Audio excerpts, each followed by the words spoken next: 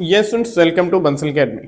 तो आज स्टूडेंट मैं आपके लिए एक बहुत ही एक अच्छी वीडियो जिसके आधार पर आप अपनी हिस्ट्री की कैसे प्रेपरेशन कर सकते हो ये आपको यहां से पता चल जाएगा। क्योंकि आज स्टूडेंट हम डिस्कस कर रहे हैं एनालाइज पिछले सालों में टीजीटी में या टीजीटी में कहां से क्वेश्चन आए हैं, किस टॉपिक में से क्वेश्चन ज्यादा आए हैं, किस टॉपिक में से क्वेश्चन कम आए हैं। तो आज हम सभी ये डिस्कस करेंगे। पहले तो एक बात आपको समझनी पड़ेगी कि इसमें से आपको देखो एशियंट हिस्ट्री में से भी क्वेश्चन आए हैं, मेडाइवल में से भी आए हैं, मॉडर्न में से भी आए हैं और वर्ल्ड हिस्ट्री से भी आए हैं। और इवन इसके साथ ही आपको जो स्टूडेंट हिमाचल की हिस्ट्री है, लोकल हिमाचल की हिस्ट्री है, वहां से भी क्वेश्चन बने हैं।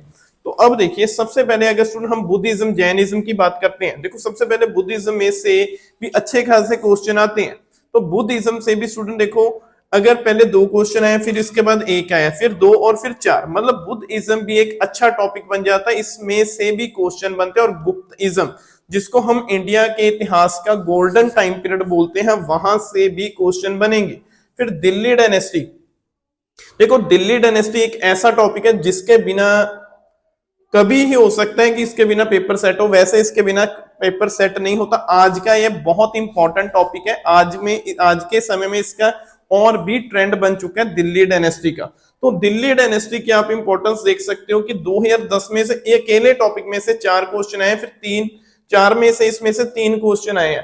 तो एक टॉपिक में से ही 3 और 4 क्वेश्चन अगर हम देखते हैं कि आते हैं तो उस टॉपिक की आपको इंपॉर्टेंस पता चल जाती है। तो बहुत इंपॉर्टेंट टॉपिक है। उसके बाद है स्टूडेंट साउथ इंपायर।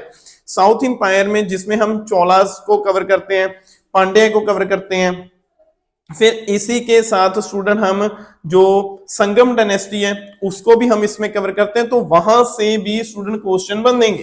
देखो 2010 में से यहां से 6 क्वेश्चन बन चुके हैं, फिर 2002 में 2000 में 2 क्वेश्चन बन चुके हैं। फिर उसके बाद बामनी इंपायर, बामनी इंपायर से 3 क्वेश्चन बने हैं। ये देखो ब्रिटिश इंपायर, इसकी इंपॉर्टेंस आपको देखते ही पता चलती है। 8 क्वेश्चन, 3 क्वेश्चन, 2, 1, 3, 8, 3 और 2। ये तो आप इस टॉपिक को तो बिल्कुल ही नहीं छोड़ सकते, ब्रिटिश इंपायर। अब देखो ब्रिटिश इंपायर मैंने बेसिकली इसमें 3-4 पार्ट में इसको कवर किया। जैसे एक तो स्टूडेंट हमने पहले जो स्टूडेंट यूरोपियंस का ओरिजिन है, उनकी एंट्रेंस है, उसमें एक टॉपिक बनाया है। फिर हमने एक ब्रिटिश इंपायर, उसके बाद है स्ट्रगल। देखो जब यूरोपियंस इंडिया में आए, उसके बाद आने के बाद यहाँ पे वो स्टेबल हो जाते हैं भी आफ्टर 1757 बैटल ऑफ प्लासी। उसके बाद उससे लेकर अगर हम देखते हैं 1915 से पहले जो इस टाइम पीरियड को यहाँ पे ब्रिटिश इंपायर बोला गया, मतलब सारा मॉडर्न हिस्ट्री है। तो यहां से क्वेश्चन आपको देखने को मिलते हैं। बहुत इंपॉर्टेंट टॉपिक है, इसको तो बिल्कुल ही नहीं छोड़ सकते।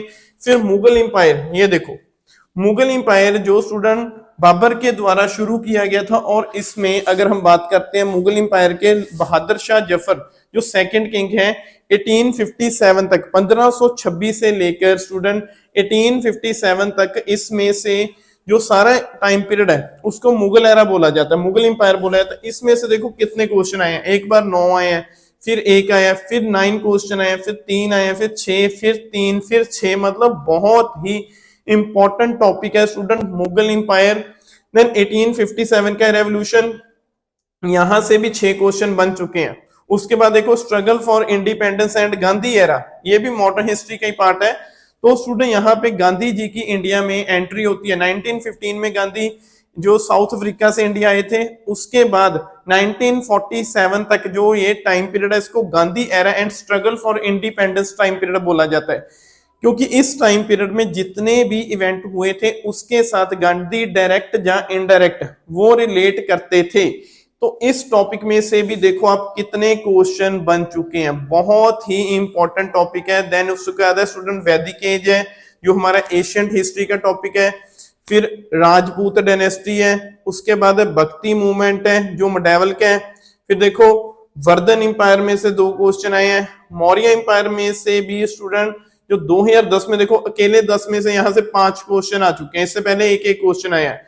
सोशल रिलीजियस मूवमेंट से सिर्फ 2 क्वेश्चन आए हैं। शक डायनेस्टी से सिर्फ 2 क्वेश्चन आए। इंडस वैली से अगर हम देखते हैं पिछले सालों में सिर्फ 1 क्वेश्चन बनता है, लेकिन इंडस वैली आप इग्नोर नहीं कर सकते, आजकल इसका ट्रेंड है, ट्रेंडिंग में ये टॉपिक चल रहा है। फिर मराठास में से भी एक क्वेश्चन है, जैनिज्म में 3 क्वेश्चन आए, उससे पहले कोई नहीं आया। विजयनगर में से 2-2 क्वेश्चन बनते हैं। फिर एंट्री ऑफ यूरोपियंस में से 4 क्वेश्चन बनते हैं और वर्ल्ड हिस्ट्री में से जस्ट ओनली 1 क्वेश्चन बना है। तो आप इस एनालाइज के आधार पर ये बोल सकते हो कि आप वर्ल्ड हिस्ट्री को थोड़ा सा कम ध्यान दे सकते हो, क्योंकि उसमें से पिछले सालों में से सिर्फ 1 क्वेश्चन आपको देखने को मिला है। लेकिन अगर हम देखें सबसे ज्यादा क्वेश्चन आपको जो स्टूडेंट मेडिवल और मॉडर्न हिस्ट्री से बने हैं।